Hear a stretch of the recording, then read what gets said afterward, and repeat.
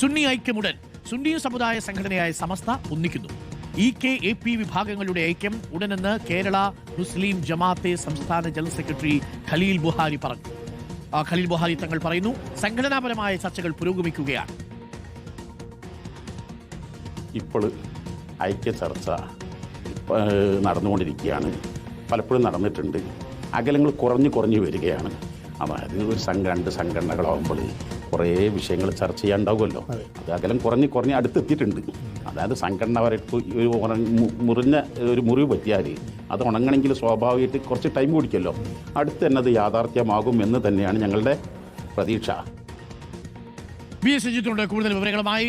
VS Sujith, very good morning. VS Sujith, Khaleel Buhari Thangal പറയുന്നതിൽ നിന്ന് വായിച്ചെടുക്കേണ്ടത്, ചില സമയങ്ങളിലൊക്കെ സുന്നി ഐക്യം എന്നൊക്കെ പറഞ്ഞ് വാർത്തകൾ ഇടം നേടും. പക്ഷേ ഒരു ഘട്ടത്തിലെത്തുന്ന സമയത്ത്, കാന്തപുരത്തിന്റെ അടുത്തേക്ക് എത്തുന്ന സമയത്ത് ആ ചർച്ചകളുടെ ചൂട് കുറയും. പക്ഷേ ഇപ്പോൾ വരുന്ന വിവരം അനുസരിച്ച് അങ്ങനെയല്ല, യഥാർത്ഥത്തിൽ സുന്നി ഐക്യം സംഭവിക്കാൻ പോകുന്നുവെന്നാണ്.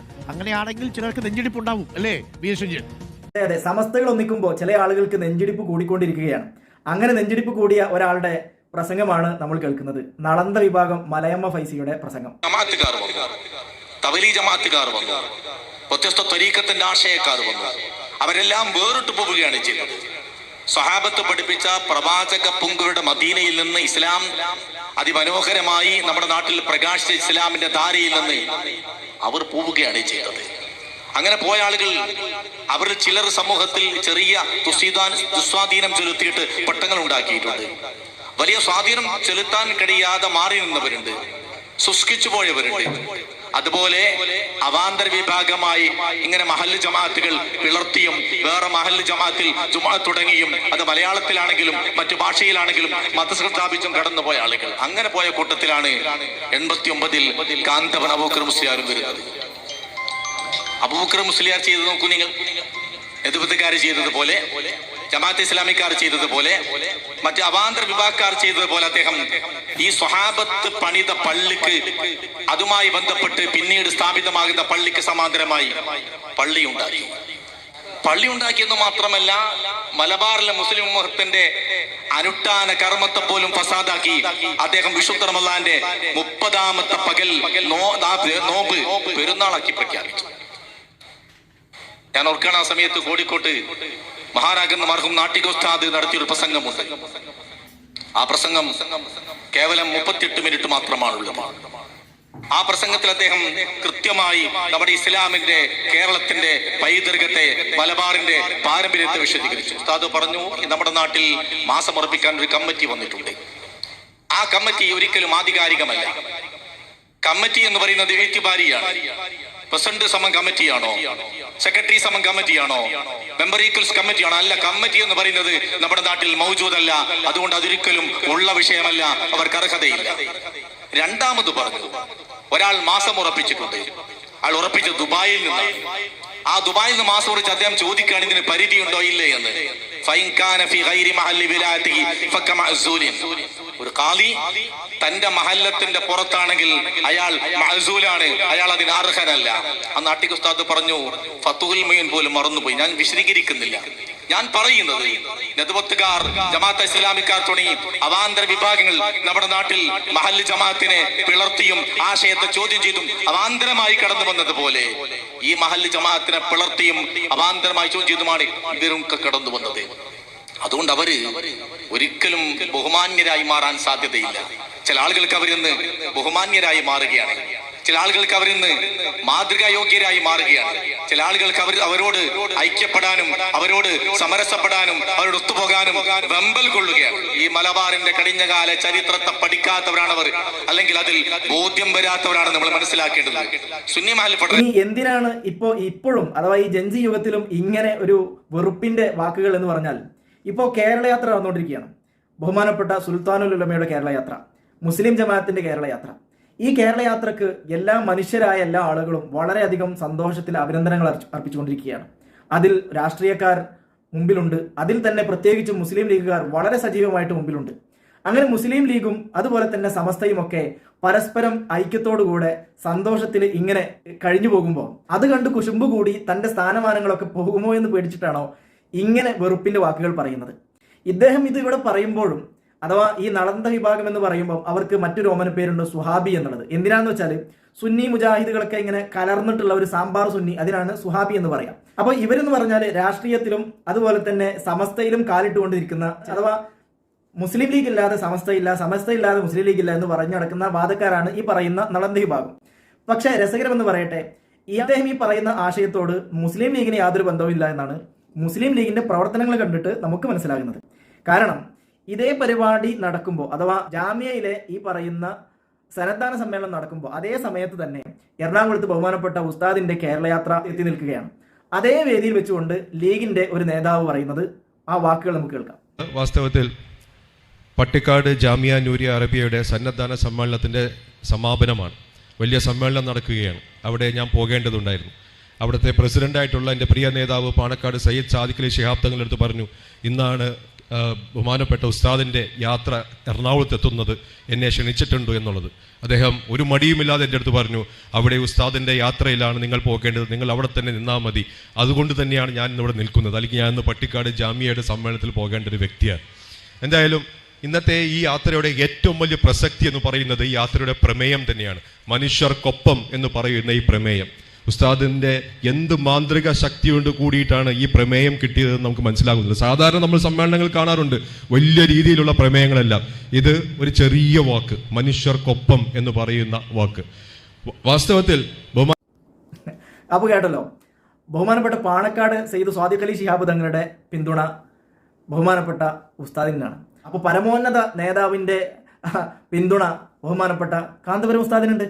മാത്രമല്ല, ഇനി നമ്മൾ ഇങ്ങനെ വേറിട്ട് നിന്നാൽ പോരാ, ഒരുമിച്ച് ഒറ്റക്കെട്ടായി നിൽക്കണം. മലപ്പുറം ജില്ലയിലെ മുസ്ലിം ലീഗ് നേതാവായ ജബ്ബാർ ഹാജി പറയുന്നത് വാക്കുകൾ കേട്ടുവരാം.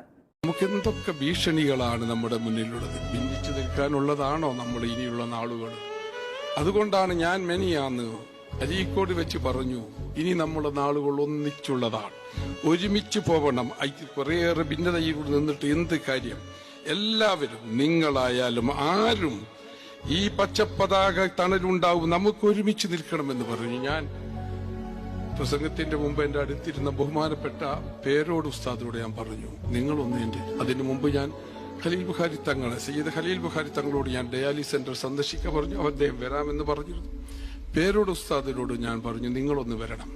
അദ്ദേഹം പറഞ്ഞു, ഞാൻ തീർച്ചയായിട്ടും ഞാനത് ആഗ്രഹിക്കും, നിങ്ങൾ എൻ്റെ കുറ്റ്യാടിയിലേക്ക് വരണമെന്ന് എന്നെയും വിളിച്ചു, ഞാനും വരാമെന്ന് പറഞ്ഞു. ഇനി അങ്ങനെയാണ്, ഞങ്ങൾ എല്ലായിടത്തും പരസ്പരം പോകും, അങ്ങോട്ടും ഇങ്ങോട്ടും ഒക്കെ പോകും, ആരെയും ശത്രുതയായി കാണില്ല.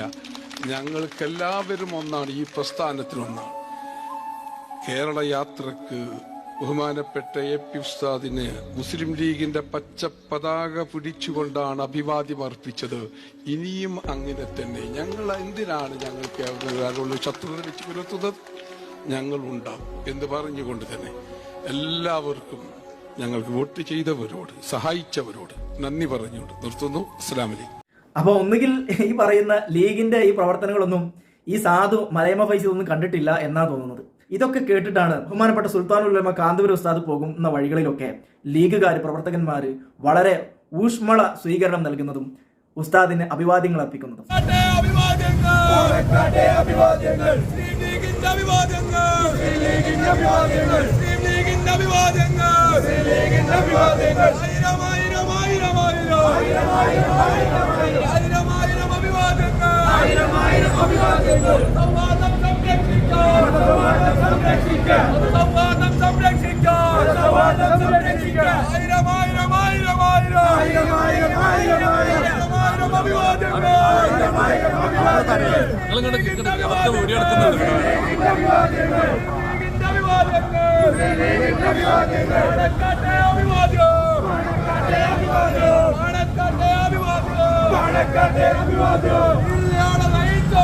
അപ്പൊ ഇരു സമസ്ത തമ്മിലുള്ള ഐക്യത്തെ അത് വളരെ വെറുപ്പോടെ കാണുന്ന ആളുകളോട് പറയാനുള്ളത്, നിങ്ങൾ ആദ്യം ജിഫ്രി തങ്ങളുമായിട്ട് യോജിക്കാൻ നോക്കുക. കാരണം പട്ടിക്കാട് ജാമിയ നൂരിയയിലെ സനദ്ദാന സമ്മേളനം അത് കഴിഞ്ഞ വർഷം നടന്നപ്പോൾ സമസ്തയിലെ ഒരുപാട് പണ്ഡിതന്മാർ അതിൽ പങ്കെടുത്തിട്ടില്ല. പങ്കെടുക്കാത്ത കാരണം അവർ ക്ഷണിക്കാത്തതാണ്.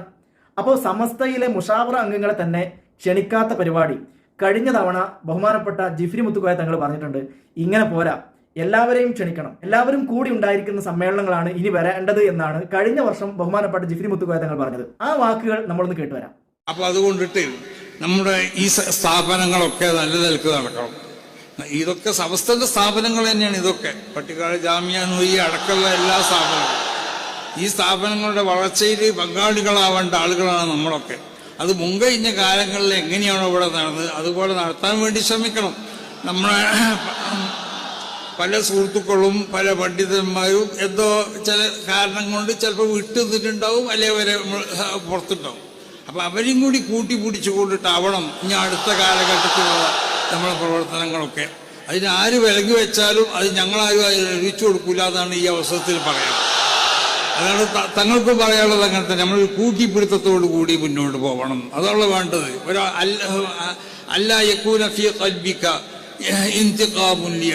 ഒരാളോടുള്ളതായ ഒരു ശത്രുത മനോഭാവം, അല്ലെങ്കിൽ ആരെങ്കിലും ഒരാളെ ശിക്ഷിക്കണം എന്നുള്ള മനോഭാവം അത് നിന്റെ ഹൃദയത്തിൽ ഉണ്ടാവാൻ പാടില്ല. അതൊരു ഇത് കഴിഞ്ഞ വർഷം നടന്ന ജാമ്യയിലെ കഴിഞ്ഞ വർഷം നടന്ന പരിപാടിയാണ്. എന്നാൽ ഇതിന് നേരെ ഘടകവിരുദ്ധമായിട്ടല്ലേ ഇപ്പൊ പരിപാടി നടന്നത്? തങ്ങളുടെ ഈ വാക്കിന് നിങ്ങൾ എന്ത് വിലയാണ് കൽപ്പിച്ചിട്ടുള്ളത്? അപ്പൊ ഇത്തവണത്തെ പരിപാടിയിൽ എത്ര മുഷാവറ മെമ്പർ അവിടെ പങ്കെടുത്തിട്ടുണ്ട് പറയണം നിങ്ങൾ. അപ്പൊ ആദ്യം നിങ്ങൾ ജിഫ്രി മുത്തുക്കോയ തങ്ങളോട് യോജിക്കുക, എന്നിട്ട് മതി നിങ്ങളുടെ ഈ ഗീർവാണമൊക്കെ. ഇലങ്ങുതടിയാകുന്ന ഇത്തരക്കാരെ മാറ്റിവെച്ചുകൊണ്ട് നേതാക്കന്മാർ ഒന്നിക്കട്ടെ എന്ന് മാത്രം ദുആ ചെയ്യുന്നു. അല്ലാഹു സുബ്ഹാനഹു വ തആല ഉസ്താദുമാർ എല്ലാ സുന്നത്ത് ജമാഅത്തിന്റെ എല്ലാ പണ്ഡിതന്മാർക്കും അല്ലാഹു സുബ്ഹാനഹു വ തആല ആഫിയത്തുള്ള ദീർഘായുസ് പ്രദാനം ചെയ്യുമാറാകട്ടെ.